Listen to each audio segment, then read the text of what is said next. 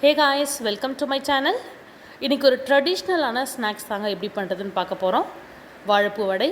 அதை பண்ணுறதுக்கு முன்னாடி என்னோடய சேனலை சப்ஸ்கிரைப் பண்ணிக்கோங்க.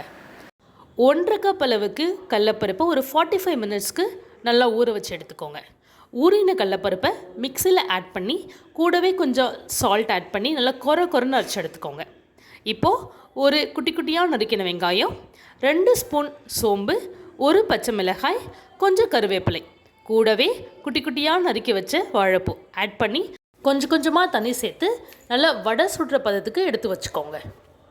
இப்போது கடாயில் ஆயிலை ஆட் பண்ணி ஆயில் நல்லா சூடான பிறகு வடையை நல்லா ரவுண்டாக தட்டி அந்த ஆயிலில் போட்டு நல்லா 2 பக்கமும் நல்லா வேக வச்சு எடுத்திங்கன்னா சும்மா அட்டகாசமான வாழைப்பூ வடை ரெடிங்க.